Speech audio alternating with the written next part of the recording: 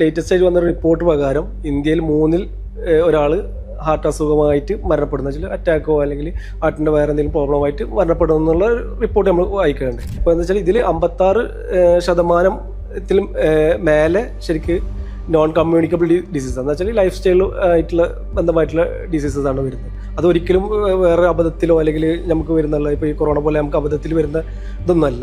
കാരണം ഓരോ വ്യക്തികൾ വിചാരിച്ചാൽ അത് ഒഴിവാക്കാവുന്നതാണ്. എന്നാൽ ഏറ്റവും കൂടുതൽ ഹോസ്പിറ്റലിൽ വരുന്ന ഇപ്പം ഞാനിപ്പോൾ എൻ്റെ ലൈഫിൻ്റെ ഇടയിൽ കണ്ടിട്ടുള്ളതും ഏകദേശം 90% പറയും. ഇപ്പോൾ ഇത് 56 എന്നൊക്കെ പറയുമ്പോൾ ഞാൻ കണ്ടിട്ടുള്ള എൻ്റെ ജീവിതത്തിലിടയിൽ 90% ഈ ലൈഫ് സ്റ്റൈൽ ഡിസീസാണ്.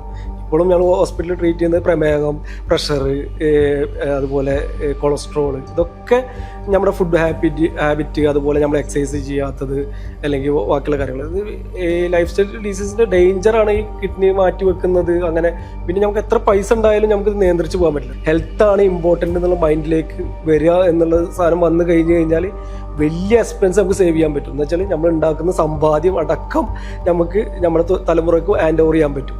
അപ്പം അതില്ലാതെ നമ്മൾ എത്ര സമ്പാദിച്ചിട്ട് നമ്മുടെ തലമുറയ്ക്ക് മാറ്റാനൊന്നും പറ്റില്ല. കാരണം അവരെത്തി കഴിഞ്ഞാൽ അവർ ഉപ്പാനെ ചികിത്സിക്കാൻ ചിലവാക്കേണ്ട പൈസ മാത്രമാണ് ഉപ്പ ഉണ്ടാക്കി വെച്ചെന്നുള്ള രീതിയിലേക്ക് മാറും.